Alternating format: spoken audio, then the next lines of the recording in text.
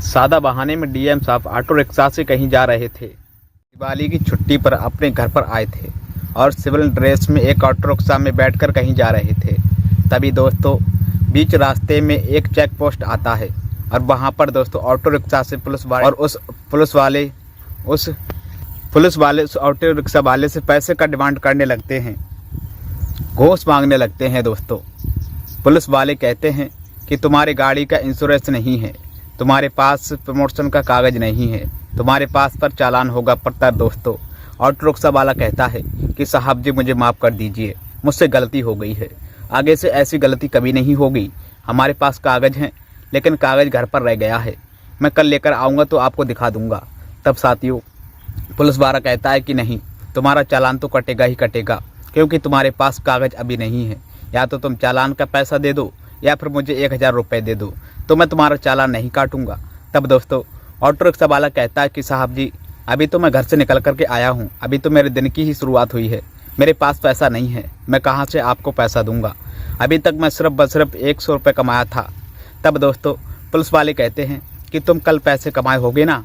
वो तो पैसा तुम्हारे पास होगा ही होगा, उनमें से दे सकते हो आप। तब दोस्तों ऑटो रिक्शा वाला कहता है कि साहब जी वो पैसा तो मैं कल ही खर्च कर दिया था, हमारे पास पैसा नहीं है, आप हमें माफ़ कर दीजिए,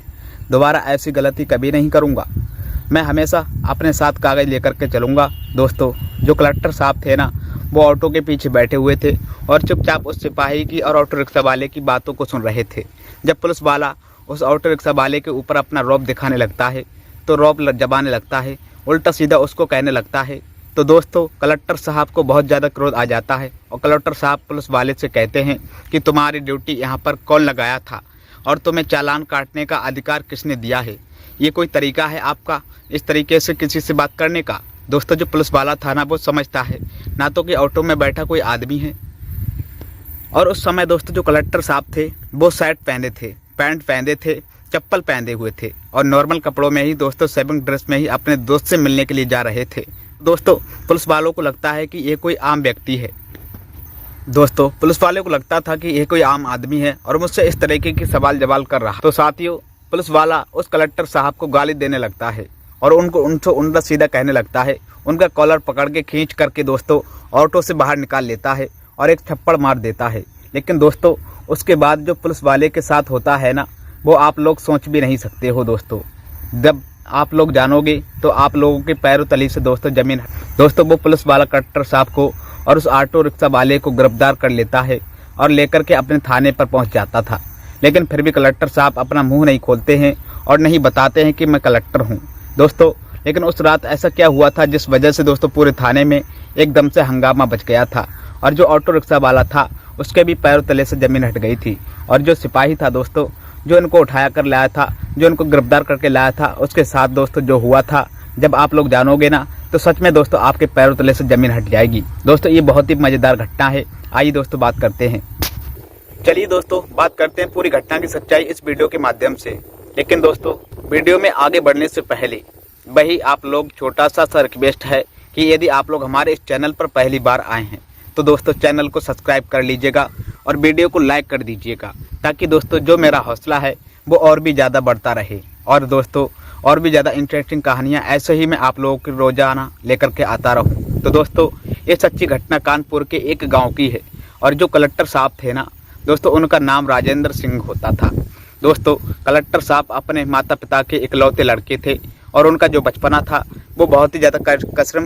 परिश्रम से होते हुए गुजरा था। और दोस्तों आज से लगभग 11 साल पहले कलेक्टर साहब की ऐसी नहीं थी। उस समय दोस्तों कलेक्टर साहब अपने पिताजी के साथ सब्जी मंडी में सब्जी बेचने के लिए जाते थे और दोस्तों पूरा दिन वे मेहनत किए करते थे, वो 300-400 रुपये कमा पाते थे दोस्तों, और उन्हीं पैसों में से अपने पढ़ाई का खर्चा भी निकालते थे और अपने माता पिता का खर्च निकालते थे दोस्तों, घर परिवार का खर्चा चलाते थे। और दोस्तों उन दिनों दोस्तों कलेक्टर साहब अपनी ज़िंदगी से हार चुके थे और अपने जीवन में एक बेहतर इंसान बनना चाहते थे, ताकि दोस्तों लोगों के सामने उनको झुकना ना पड़े, क्योंकि दोस्तों अक्सर लोग उनका मजाक उड़ाया करते थे और कोई भी उनको गाली दे करके उल्टा सीधा बोल करके वहाँ से चला जाता था और दोस्तों ये उनका कुछ नहीं बिगाड़ पाते थे। अब दोस्तों यही वजह थी दोस्तों भाई कि कलेक्टर साहब कानपुर अपना घर छोड़कर आ जाते हैं और छोड़कर दिल्ली चले जाते हैं। दोस्तों वहाँ पर जाकर यूपीएससी की तैयारी करने लगते हैं। अब दोस्तों धीरे धीरे करके ऐसे ही समय गुजरता जाता रहा। दोस्तों 4-5 साल बीत गए थे, बहुत कड़ी मेहनत करते थे, 4-5 साल तक मन लगाकर वो पढ़ाई करते थे और फाइनली राजेंद्र सिंह एक कलेक्टर साहब बन जाते हैं। दोस्तों जब ये बात कलेक्टर साहब के माता पिता को पता चल जाती है कि उनका बेटा एक डीएम एक कलेक्टर बन गया है, तो दोस्तों वो लोग भी बहुत ज़्यादा खुश होने लगते हैं। कलेक्टर साहब इस खुशी को अपने माता पिता के साथ सेलिब्रेट करना चाहते थे, क्योंकि दोस्तों उनके माता पिता बहुत जगह भगवान से मन्नत मांगा था और पूरी ज़िंदगी की अपनी कमाई अपने बेटे के ऊपर लुटा दी थी, अपने बेटे के ऊपर निछावर कर दी थी। तो कलेक्टर साहब सोचते हैं कि चलो ट्रेनिंग में जाने से पहले घर जाकर मम्मी पापा से मिल लेता हूँ तो अच्छा होगा। और दोस्तों जो मन्नत वगैरह भाई लोग मांगी थी उसका पूजा वगैरह भी करवा देंगे और दोस्तों सब कुछ सही होगा। दोस्तों अब कलेक्टर साहब अपने माता पिता से मिलने के लिए अब दिल्ली से घर चले जाते हैं, क्योंकि दोस्तों जब कलेक्टर साहब थे जो अपना घर छोड़कर अपने कानपुर से दिल्ली गए हुए थे यूपीएससी की तैयारी करने के लिए, तो कभी भी वे घर पर वापस नहीं आए थे। दोस्तों अब घर पर आने के बाद गांव के सभी लोगों में लड्डू और उड्डू बांटा जाता था कि हाँ भाई लड़का कामयाब होकर आया है, कलेक्टर बन गया है और डीएम बन गया है। दोस्तों जो डीएम साहब थे ना, वो कलेक्टर साहब थे ना,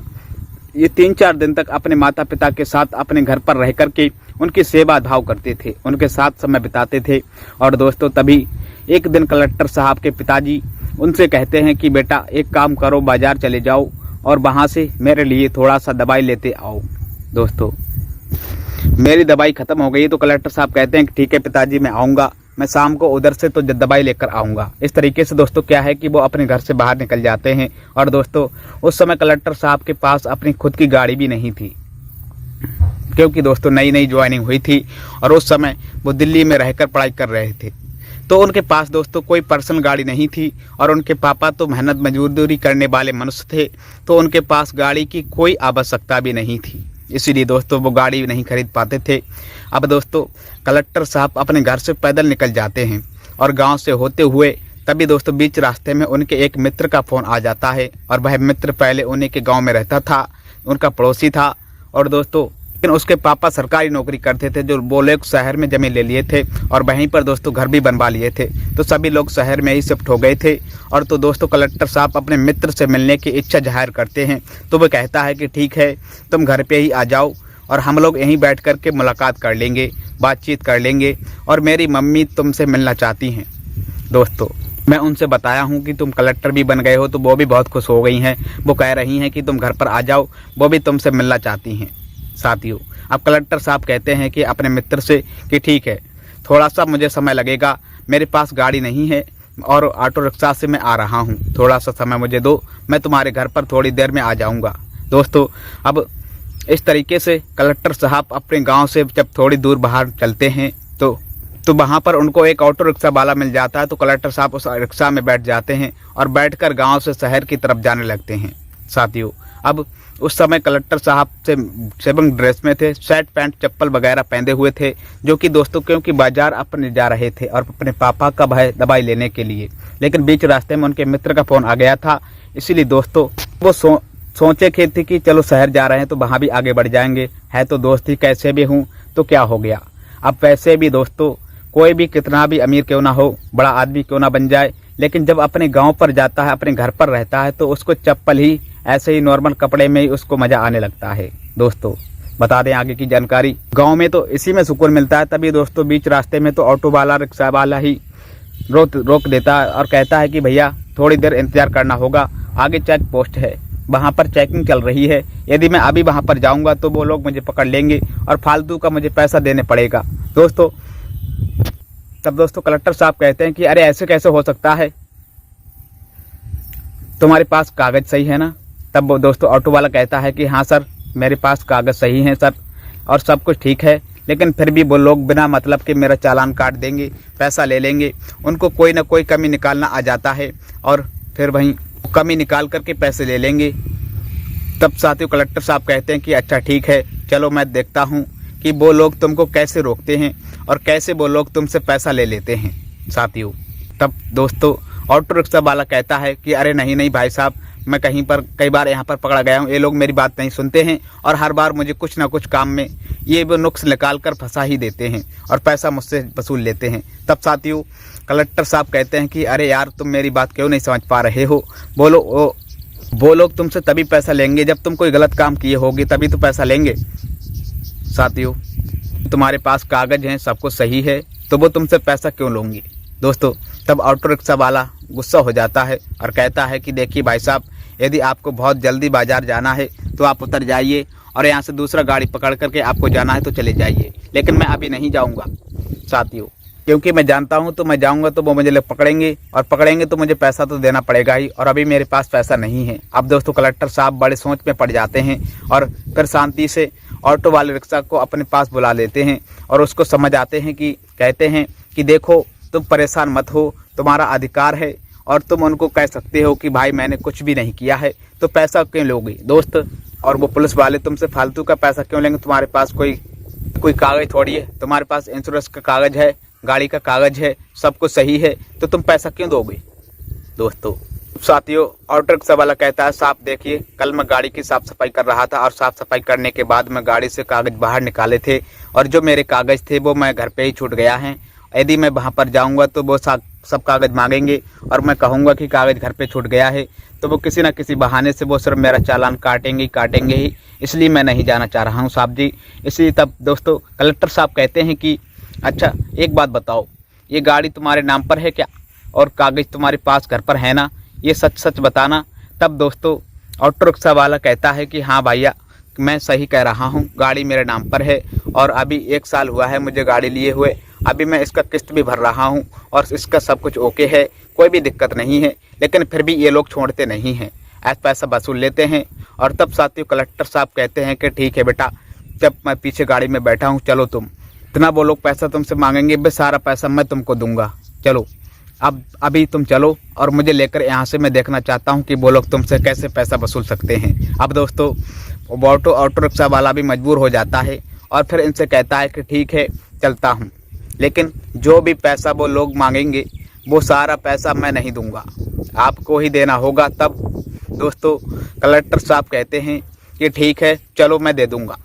चलो। अब दोस्तों इस तरीके से जब वो लोग आगे की तरफ बढ़ने लगते हैं और जैसे ही पैरियल के पास पहुंचते हैं तो दोस्तों 3-4 कांस्टेबल वो लोग वहां पर खड़े थे और वो सभी लोग ऑटो रिक्शा वाले को रोक लेते हैं दोस्तों और साइड में लगाने के लिए कह देते हैं। ऑटो रिक्शा वाला तुरंत गाड़ी को साइड में लगा देता है और दोस्तों तभी वहां पर एक कांस्टेबल आता है और कहता है कि गाड़ी का कागज़ दिखाओ दोस्तों। तब ऑटो रिक्शा वाला कहता है कि सर देखिए,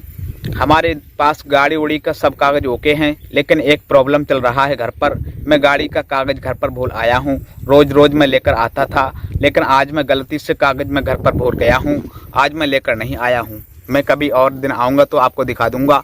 तब साथियों पुलिस वाले अपने मोबाइल में चेक करता है और चेक करने के बाद कहता है कि तुम्हारी गाड़ी का पोल्यूशन नहीं है, तुम्हारी गाड़ी का इंश्योरेंस फेल है और वहीं पर मैं चालान तो कटवाना ही होगा। अब दोस्तों ऑटो रिक्शा वाला हाथ जोड़कर उनसे माफ़ी मांगने लगता है पुलिस वाले से और कहता है कि साहब जी छोड़ दीजिए, गलती हो गई है मुझ पर, कागज़ मैं लेकर आऊँगा, आपको दिखा दूँगा। दोस्तों तब मेरे कागज़ ओके भी हैं, कोई भी कमी उसमें नहीं है। तब साथियों पुलिस वाला कहने लगता है कि देखो नहीं, या तो तुम अभी मुझे अभी कागज़ दिखा दो, या सारा पेपर ओके हो तो दिखाओ, नहीं तो चालान का पैसा भरवा दो, या फिर तुम हमको 1000 रुपये दो, मैं तुम्हारा चालान नहीं काटूंगा और तुम कुछ छोड़ दूंगा, तुम्हें जाने दूंगा, तुम्हारा पैसा ज़्यादा खर्च नहीं होने दूंगा। अब दोस्तों